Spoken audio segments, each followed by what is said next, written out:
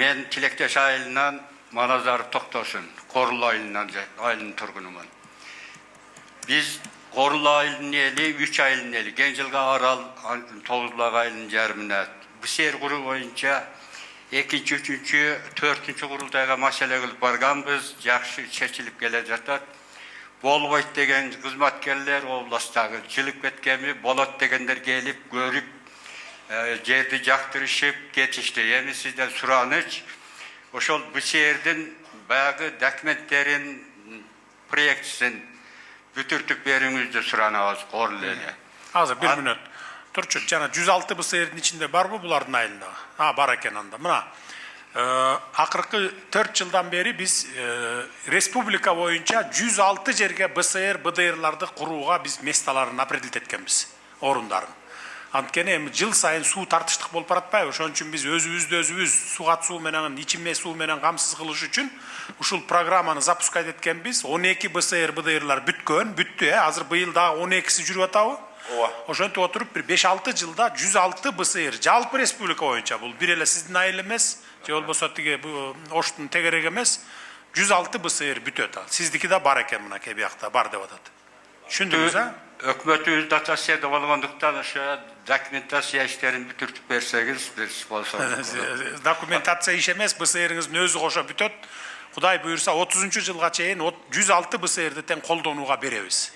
12син бердик азыр. Бергиле микрофон. Экинчи маселебиз, алай дегенде datkалардын мекени деп билебиз.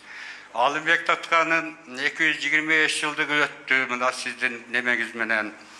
Бирок ошого чейин үлгүрбөдүк. Алымбек Datka мамлекеттик маанидеги мекемелер, немелерде аты туруш керек эле, Орто Азия боюнча саясий ишмер.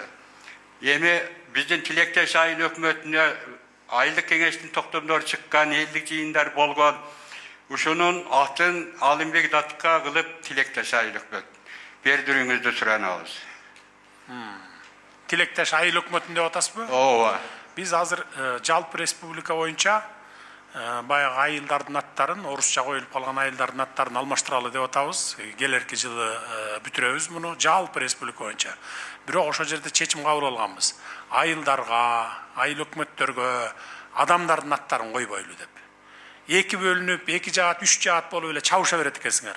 Эмнеге мунукун коебуз? Меники деле бар, менин атам деле укмуш кыйын болгон деп элечи. Мындайды биз 1000 деген жолу көрдүк да. Ошон үчүн капа болбоңуздар. Алымбек Datkанын аты бул тарыхта жазылып калган, ал өчпөйт.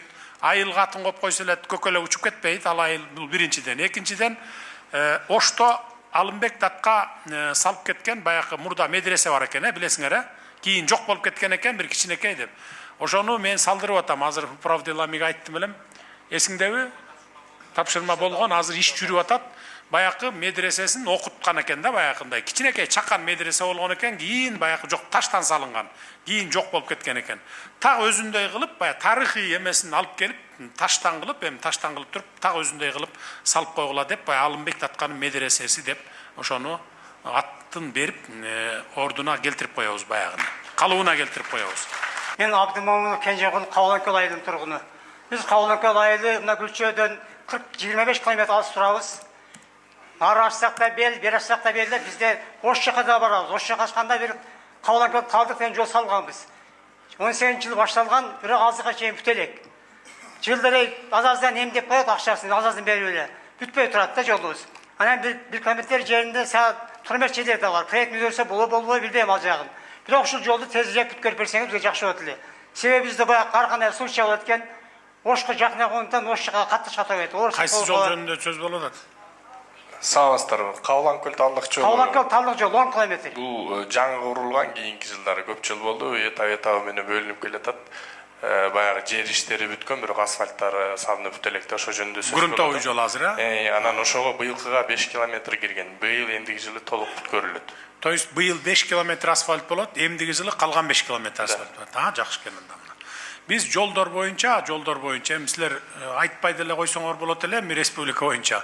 Эң биринчи маани бергенибиз биз жол, мектеп, жол, бала бакча. Анан таза суу, мына 4-төө. Жолдорду биз буга чейин баягындай кылып 1 километр бир айылдын ичин жасап бере коюп, ушундай кадыр көңүл кылып, депутат же болбосо министрлердин айылдарын ушундай болуп келген экен. Мен азыр таптакыр тыюу салдым. 1 километр жол салбайсыңар деп, 5 километрден кем эмес салгыла деп. Анткени 1 километр салган жол, ал 5-10 километр салганга караганда 5 эсе кымбат турат. 5 эсе. Ошон үчүн бардык айылдарга чейин жолдор жетебиз. 30-жылга чейинби, 35-жылга чейинби. Мурда жылына 200 километр гана асфальт басылчу 2020-жылга чейин. Биз азыр билесиздер канча бастык былтыр 25-жылы. 1,5 миң километр бастык жолду. А быйыл да андан кем эмес 1,5 миң километр жол басабыз. Асфальт жол басабыз. Ушинтип жүрүп отуруп, ар бир айылдын ичине чейин киребиз акыры келечекте. Германиядагыдай болуп, Германияга барсаң айылдары, токойлору, тоо таштары. Азыр биз жайлоолорго чейин кетип атабыз, жолдорду асфальттап, грунтовый жол жасап, анан жана туристтик зоналарга чейин барып атабыз биринчи. Анан эң негизгиси баягы эл аралык жол, анан баягы стратегический жолдорду бүтүрүп, андан кийин анан айылдарга барабыз. Мына Чоңалайдан бүгүндүгө бир айылдын ичине 1 километр жол басып бериптир бар асфальт. Эми ошогантип болсун, басканга жарашанда бас бир 10-15 километр айылдын ичин баарын толук баста. Анан бир көчөсүнө 1 километр басып коюп, анан мына жол бастык деп, бул мурундан келаткан метод да. Мына мен жол бастырып койдум, мени шайла деп, бул ошо бир депутаттыңардын кылганы болуш керек да. Министрлерден барып коркутуп сурайт экен да. Маган айылыма 1 километр жол басып бербесең, мен эртең чыгып микрофондон сени кыйкырам, антем, минтем десе, анан министрлер коркуп, жеген ичкениңди таап чыгам десе коркуп, анан ал жебеген ичпеген министр болсо коркпойт. А жеп алган анча мынча мындай бир немеси мандеми бар министр болсо коркот да, анан барып басып бере коет да ошентип. Мына ушинтип келгенбиз бүгүнкү чейин. Эми мындан ары андай болбойт. Сен эскертүү алынды, мына жаңы министрге мен эскертүү бердим. Эгерде 1 километр жолду басып койгон болсоң, анда таарынба деп. 5 километрден кем эмес басышыбыз керек. Анткени ал жерге асфальта бетонный завод алып барыш керек. Анан кийин техникаларды мобилизовать этип барыш керек. Инертный материал ошол жерден чыгыш керек. А 1 километр басыш үчүн сен асфальт завод алып барбайсың да. 100-200 километр жерден асфальт ташып барасың. Ошончо техника алып барасың. Асфальт укладчикти алып барасың. Ошондо 5 эсе кымбаттап кетет. Кыска жол салыш үчүн. Ошон үчүн узун жол салыш керек. Анда 5-ин быйыл, калган 5-ин эмдиги жылы бүтүрүп бергиле анда. Мен Арпатектер айылынын тургуну Кудайберди Алтынманов. 2023-жылы 31-августта Ошто Көкбөрү улак тартыш боюнча менин балам бир немеге түшүп камакта отурат. Ошо бир мунафык кылып бериңиз. Качан дейсиз? 31-август. 2023-жылы 30-августта Ошто улак боюнча. Талаштык оштуктар болуп. Киши каза болгон, же кандай? Жок, киши каза болгон, оштук талаштыктар болуп. Баягы бир урушуп кеткен. Урушуп кеткен. Ипадром эмеде жанагы Төлөйкөндө эле. Төлөйкөндө ипадромдо болгон. А эмнеге болду эле? Мындай бирөөнү сабап койду эле. Балам, менин балам бир видео кайрылуу жасап, советтиктерди улак чапсаңар, катынча чаппай, эркектер чаппайсыңар деп сөгүп койгон үчүн азыр 5 жылдан камалып отурат. 5 жылга камалган. Деме, ким соттолуп кетти эле? Соттун чечими чыкты эле? Сот биринчи Ленин райондук соту 3 жылга пробациямен чыгарып берди, кийин прокуратура кызматкери арыз жазып коюп, пул туура эмес десе, кайра 5 жылга шаардык сот камап салды. Садыр Нургожоевич, 31-августта баягы улак стадион. Билем, мен бар эмес белем, мен дагы чыккам. Мен Афган согушунун бар дегени мен Садыр Нургожоевич. Жерден хулиганство менен соттолуп кеткен, экинчи инстанция 5 жылга кесип койгон. Азыр райым сурап кайрылып атат. Ошондо 3 жылдан бери отурабы? Райым сурап кайрылайын деп. Кайрылсын, мен берейин эми, кайрылсын эми. Киши өлтүргөн эмес экен, эми болуптур. Кетти бул дүйнөдөн 4 ай болду. Болду, жаз деңиз, уулуңузду жаз деңиз. Эмеге алып койчу, заметкага алып койчу диге. Жаздырып, тез-тез алып келип туруп чыгарып койгон. Мен Карасуу районунун Маады айыл өкмөтүнөн Термеш көп тармактуу айыл чарба кооперативинин жетекчисимин. Сиздин 22-23 жылдагы айыл жерин өнүктүрүү, жашылдандыруу программаңыздын негизинде биз суу барбаган таштак жерге 5 гектар жерге Польшадан көчөт алып келип, бүткүл үйлөнүк балыктын долбоорунун алкагында ошо жерге эктик. 24-жылы апрелде. Бирок 25-жылга чейин багы 20 миллиондун процентин 76 миңден ай сайын төлөп турдук. Ошого карабастан 25-жылы май айында баягы 20 миллиондун основной оплатасын төлөйсүң деп кагаз келип, азыркы күндө сотмо-сот жүгүрүп жүрөбүз. А биз ошол ай сайын кварталный коюп коюптур 900 миңге. Ошондо ар bir 3 ayga bölgöndө 300 mingden. Anan biz üçün bu kooperatiftin karajatı buga yetişpey kaldı. Ben sizden soranlarım, hurmatlı Sadır Nurgözevich, al kredit degen kredit, anı biz төлөйбүz. Hiç kanday kaçpayız. Birok bir yılda egilgen, 24. yılı egilgen köçöttü, 25. yılı уже основнойын төлödü otat. Prosentin төлöp... Kreditти kayaktan aldыңар? Kimden aldыңар? Kreditти biz... Дүйнөлүк банктан алган Садыров көчү. Дүйнөлүк банктан программа менен алган 20 миллион сом 5 гектарга кооператив алган, анан эми бул кредит да булардын бизнеси жүрбөй калды деп азыр ошондой проблема болуп атат. Канча процент менен бердилер? 6% менен го дейм. Иә. Азыр эми 1,5%тен берген. Эми ошону biz урматтуу Sadır Nurgözevich төлөйбүz. Азыркы эмне көчөт отургуздуңар эле? Biz Polşa'dan 3 türlü köçet bu yaktan sayakta Жок, эмне жемиш? alma. Alma. Alma. Анын түшүмүн ала элексиңер, алып баштай элексиңер. Былтыр 24 жылы апрелде ектик, урматтуу президент. Анан 76 миңден ай сайын төлөп турдук, процентинче.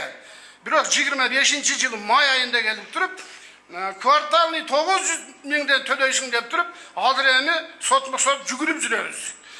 Biz kreditten kaçmayız, al memleketin krediti. Эми бардык ушул айыл жеринде чоңойгонбуз.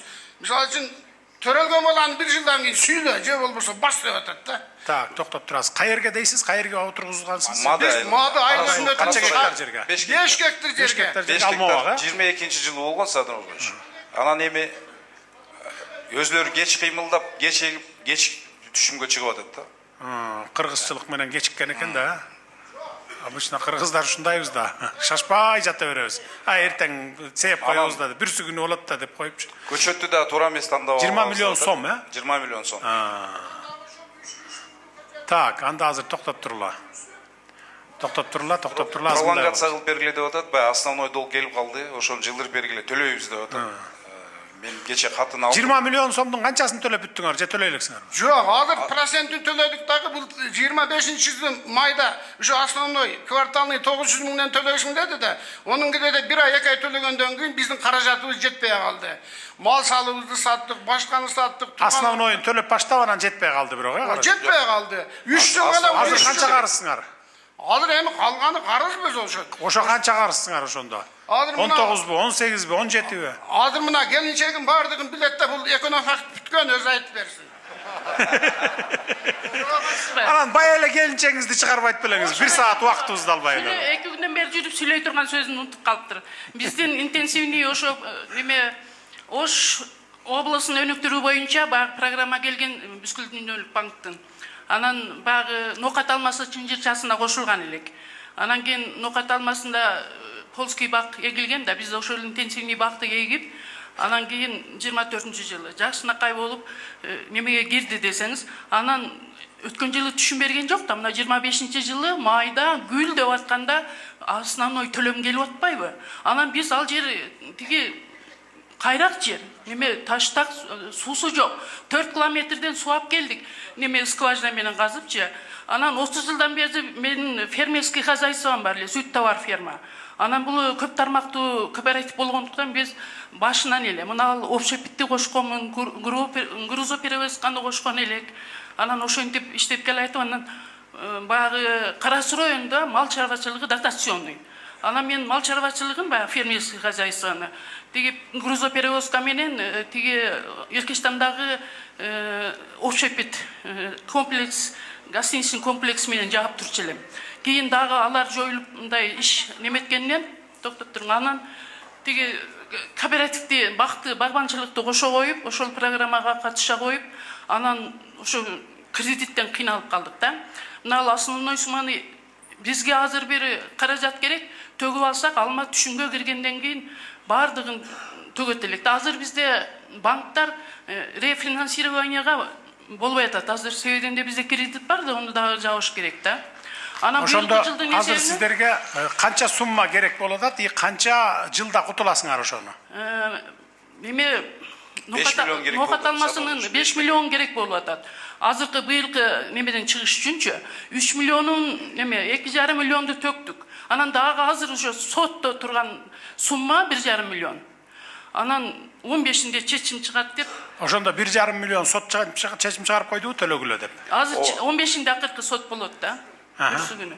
Анан ошону чечим чыгарат, аны төлөшүңөр керек болот, э? Андан сырткары дагы 5 миллион керек болот абы? Ооба, мына майда дагы төлөм келет да. Майда квартал. Канча жылга деп алдыңар эле? Кайсы жылга чейин? Садыр булардын расчеты негизи туура эмес болгондо баягы кредит алыш үчүн кыска срокторду айтып алган өзүлөрү. Баягы бул 3 жыл мурун болгон үчүн. Бат эле биз бере калсаңар 20 миллион анан биз 3 жылда эле кутула калабыз. Жаба алабыз деп фактически жумушка келгенде бул расчеттор баары жылып кетти. Акыркы сурогуңар качан төгө турган? Биз бере калгыла деген эмеспиз. Бул ошо биздин хозяйство өтүп кетип эле, анан кийин общий бизнес план неметилип эле, анан ура менен эгип калганбыз да. Анан кийин Мээнети бар. 7 жыл. Мээнети бар. Чынында жерди район берген, мээнети бар. Кайракы жерге баягы кунардуулугу төмөн жерди өздөштүрүш. Жер райондук эле ойдон турат, э? Анда түшүнүктүү. Анда кел эле мындай кылалы. Анда мен жардам берейин. Эми баягы дыйканчылык, жашыл зона, анан түшүм өстүрүү, биз өзүбүз импорттон кетели, экспортко чыгалы деп атабыз да. Өндүрүшкө мен жардам берейин. Анда кооператив дедиңер, силер? Кооперативдин атынан арыз жазып келеле, сиз организовать этесиз, министр мырза. Жарайт. Мен Макенов Медетбек, Алай районуна караштуу Жаңалай айыл өкмөтүнүн ушул элдердин атынан чыгып атамын. Биздин Жаңалай айылында Садыр Нуркожоевич эски клуб бар да. Бүгүнкү күндө жаңыланууга муктаж. Ошол эле убакта айыл өкмөтүнүн зданиясы чогуу турат. Эски клуб дейсиңерби? Эски клуб Маданий борбор. Ошол жаңыланууга муктаж Жаңалай айылында. Жаңылай? Жаңалай. Жаңалай. Ооба. Анан эгерде Жаңалай каерде десеңиз, бул Ош өзгөн жолунда 2 айылыбыз бар, Жаңарыктагы. Бул мындай анклав сыяктуу Кара Суу регионунда турат да. Ошого Жаңалай айылында ушул Маданий борбор салынып, ошол менен эле бирге эле айыл өкмөтү да ошо менен кошо бир комплекс сала турган болсок, биз айыл үчүн чоң бир муктаждык болуп атат да, жакшы болот эле. Анан кийин себеби айыл өкмөт, биз башта мен өзүм айылдык кеңештин депутаты болуп жүргөндө баягы садик жок болуп калып, бирөөнүн үйүндө арендада турчу эле. Анан біз айыл өкмөтүнүн зданиясын садикке бергенбиз да. Ал эми айыл өкмөтү болсо ошол жерде бир баягы ФАПка бир контейнер, жарым контейнер бар, ошол жака алып чыкканбыз. Бүгүнкү күндө айыл өкмөт ошол зданияда отурат да. Ошондуктан айыл өкмөт зданиясы ошол эле убакта Маданий борборго дагы бүгүнкү күндө айыл муктаж да. Экинчи маселе сразу эле айтып кетейин, ошол эле Жаңарык айылыбыз Жаңалай айыл өкмөтүнө караштуу. Бүгүнкү күндө таза сууга өтө муктаж болуп атат. Ал убагында долбоор чала болуп калган, так бүтпөй калган. Мындайча айтканда, долбоор жасалгандагы, бирок ал баягы мурда былтыр сиз айткан барак айылына кеткен линияга апарып туруп, уру токко апарып туруп улап коюшкан да. Анычы ошол себептен бүгүнкү күндө жумалап, айлап суу чыкпай калып атат. Мына ошондо азыр элдерибиз айтып атат, 10 күндөп чыкпай калып атат. Ошол таза сууну айтып кайра сураныш эле да. Ушул долбоорду аягына чыгарып койсок жакшы болот эле, урматтуу Садыр Нуркожоевич. Анан үчүнчү кыска маселе ошол сууну дагы жанагы синген жерге септейт. Биз ошол Жаңалай айылында футбол айынча курулган болчу Примов тарабынан, фонд тарабынан, спонсорлор тарабынан. Ал жерде бүгүнкү күндө биздин жаштар аябай жакшы жеткин эме бирок мына ысык суукта газон тез эле күйүп калат экен да. Үстү мындай чатырын жабууга муктаж. Ошонун кичине бир жардам берип ошол жагын караштырып. Бекташ Мамыт, пенсионер. Урматтуу президент, мен дагы ушу медицина тармагы боюнча сизге бир кайрылып алсам, кайрылганга чейин сизге бир ыраазычылык билдирсек, медицина кызматкерлеринин айлыгын көтөрүү үчүн чоң ыраазычылык билдиребиз. Акыркы мезгилдерде Алай районуна жаш врачтардын келүүсү көбөйдү. Дагы көбөйөт деп биз ишенебиз. Бирок Алай райондук жалпы дарыгердик практика борборунун борбордук ооруканасындагы бөлүмдөрдүн имараттары 50-жылдан 80-жылга чейин фин тибинде салынып калган. Салынып калып, эскилиги жеткендиктен санитардык талаптарга жооп бербейт.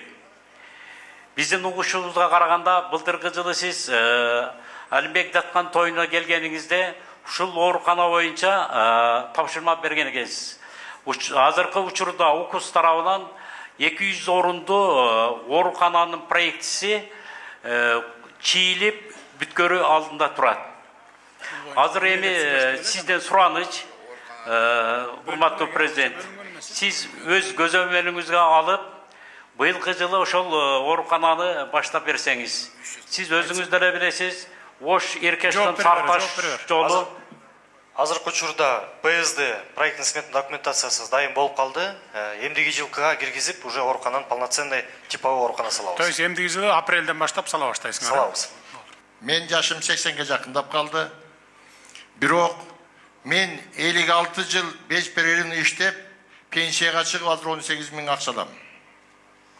Бирок кээде ичим ачышат, сиздин немеңизге саясатыңызга кандай туура келет билбейм. Кээ бирлер азыр меке жаш окууну бүтүп келген мугалим врачтарга 60 миң айлык болуп атат. Соттор болсо 300 миң айлык алып атат. Ошолор эле менде эле оокаттанат, менде эле жейт, менде эле кийинет, мага наоборот көбүрөөк кетет. А бирок биз кароосуз калдык. Сиз кайсы жерлерде иштедиңиз 50 жыл? Мен автобазада иштедим, соцпомощта иштедим, поштада иштедим, бардыгы ушуга 50 жыл. Көбүнчө автобазаларда транспорт боюнча иштедим. Эми келип алып туруп, немеде жана айтайын деп, пенсия боюнча вообще бизде начар. Жылына бир жолу кошом деп, жыл башынан баштап айтат. Телевизордон, телефондон бүт барды кошом дейт. Бар болгону 800 сом кошту быйыл. Биздин эми менин бир күндүк, бир айлык пенсиямды ошо кишилер бир эле күндө жеп коет. Ошо депутаттар да 70 миң алат. Ушуларды теңдештире турган бир болобу? Сизден бир мына аксакалдардын атынан сурам. Биз ошол азыраак алган ылдый жагын өйдөгө теңдештирип атабыз. 30дан жогору карай кошпой элебиз биз. Азыр мен дагы неметейин. 20 жылга чейин канча алып чөлөңүз? 20 жылга чейин канча пенсия? 20 жылга алганга дейин 15 миңден артты азыр. Азыр 18 алып атасыз. Азыр 18 алып атам. Мен азыр салыштырмалуу менен айтам, мына замандын кымбатчылыгына продукт алсаң кымбат. Туура, моюнга алабыз. Кымбатчылыкты моюнга алабыз. Биз дагы ошондой тиргийтте жашап атабыз. Бизди совсем исписание адамдар катары колдонуп койдуңар. Ушуну бир эске салсаңыз, аксакалдардын атынан сиздер да бизден жашыңыз көбүрөөк болсун. Көбүрөөк жашаңыздар, карыяны сыйлагыңыздар. Макул, жакшы. Мынабы сиз ким инициатива көтөргөн, билбейм кимиси колдогон, же берке Акылбек Жапаров көтөрдүбү? Мынабы айыл өкмөттөрдү бири-бирине кошконго. Мен Курул айыл өкмөтүн болом. Ушул келип алып туруп 2 жылган иши ортолугунда конторго келиш үчүн 50 километр келиш керек. Эконом дейбиз, адамдардын чөнтөгүн кагып атат, бардын канча жол келип. Бизден келип иштеген эч ким жок. Биздин Курул айыл өкмөтүндө баштагы 7 миң адам жашайт. А бирок конторубуз аңгыраган боюнча калды. 7 миңдайбыз азыр. Конторго ишиңиз менен справка алганы же башка бир айда канча жолу келесиз? Кем кокусунан мейли үчүн мен келбейм деле. 6 айда да келбейсиз кээде, 1 жылда да келбейсиз. Азыр мына баары электрондук ишип калган. Туура электрондук. Үйдө отуруп алып справка аласыз. Үйдө отуруп алып оформить этесиз документтердин баарын. Туура айтасыз. Бирок келип алып туруп менекей бизде жайлоого көчүр, бир айда көчүп келип түшүп алып атат. Бир айда көчүп кетип калып атат. Чөп орунду жок, эмнесинин чөп орунду жок болбой атат. Ушуну көчүргөнгө, келип кайтып алып келгенге, ушуга келип алып туруп бир башчы керекпи? Эл башы дейбиз, эл башыга башы ийбейт эчким. Өкмөт керек болуп атат. Акимдер катуураак иштегиле, айыл өкмөттөрдү иштеткиле, айыл башчыларды иштеткиле, көзөмөлгө алгыла, организовать эткиле, уюштуруу иштерин катуу жүргүзүшүңөр керек бул боюнча. Бул силердин ишиңер да, мына аким, айыл өкмөттөрдүн иши. Урматтуу Садыр Болжоевич, сизден сурач биздин Гагарин айылында жаштарга мындай спорт зал түшүндүк, жазып алдым. Анан ошо спорт залга эле. Болду, мен жазып алдым. Атым Сыдыков Кочкорбай Ибраимович, 1-май айылынан. Корул 1-май айылынан. Биздин биринчи көйгөй ошол 1-май айылында мектеп бар десеңиз, мектеп боюнча айтпай койсак деле болот эле, бирок айтышка туура келип атат. Бул мектептин биринчи корпусу 78-жылы Пин стилинде курулган жыгач мектеп болгон 4 жылдык. Андан кийин 99-жылы 11 жылдык болуп жаңы корпус салганбыз. Эл ашар жолу менен устасы мен болгонмун азыр. Себеби ол мектептин кирпичи ошол 58-жылы курулган эски мектептин кирпичи менен урулган. Эски кашаранын кирпичи менен урулган, сыры кирпичтер менен. Фундаментте арматур жок. Анан үстү толук эл берген терек менен жабылган. Azır ошол теректер çürü içinden kurt çep, kaysı vakta lopni düşüp kalat belgisiz. Anam bu 15. yılı Yazgıla, sұрашына. 15. yılı MCS görüp kortundu vergen. Bu mektepke okuğunga bolboyt dep. Oşodan beri hareket kılıp kelatabız. Жылда эле өттү болот, бирок өтпөй ошоға чейин келатат. Ошол спорт зал жок. Ол корпусубуз эле 5 эле комнаттан турат. Жыгач корпуста 3 эле комнат. Баары жок ошонун ичине жайгашкан. Директорге месса жок, залда месса кылып бергенбиз. Залдын башын торопчу. Кабинети жок. Анан ушул мектепке ошол карап койсоңуз, ошо титулдук долбоорго киргизип берсеңиз деп суранып келдик да. Эми өчөт боюнча келет экен. Барбы быйылкы жылга же жокпу? Быйылкыга жок, эмдиги жылкыга. Бар. План менен эмдиги жылкыга. Киргизип коелу. 1-май айыл экен. Мен 2-3 айылдын проблемасын айтканы келдим. Фамилиям Аттокурова, атым Айнагүл, жергиликтүү кеңештин депутатымын. Бизде 2008 жылы Жошол айылында эски 34 жылы курулган мектептин эскилиги жеткендиктен жаңы мектепти 2008 жылы декабрь айында берген. Бирок 18 жыл болду ошол мектепти пайдаланууга берилгенден бери жылытуу системасы эч качан талапка жооп бербейт. Эгер норма 18 градус болуш керек да негизи. А бизде болсо 8-12 градустан Курулуш министрлиги текшерип чыгып 8-12 градустан жогору жылбайт. Бул мектептин түзүлүшү деле деген ойдомун. Анткени мугалимдер өзүнүн жардамыбыз менен окуучуларды алып, техник кызматкерлер биригип алып, камыш оруп, ылай төккөнбүз үстүнө. Ада жылуулук бербеди. Анан кийин кайра пенадагы жабыштырышты. Алда жылуулук бербеди. Азыркы учурда ушундай татаал күндү кечирип атышат мектепте. Ушуга өз көзөмөлүңүзгө алсаңыз. Мектептин ажатканасы аварийный состоянияда турат азыр. Экотехинспекция барат да штраф салат. Директорлор акчаны төлөйт, ушинтип күн өтүп атат. Ушуга бир көзөмөл берсеңиз. Макул. Апаны Ибраимжан, мен өзүм билиштей көйгөйүм боюнча келдим. Мен былтыр 25 жылы үйүм өрттөнүп кеткен. 2 үйүм бар, катар аралыгы 2 метр. Ошого баягында асага немесин төлөгөм камсыздандыруусун. Ошону 1 жылдан аялым көз нары чуркап, бери чуркап, ошо документин ала албадык кадастрдан.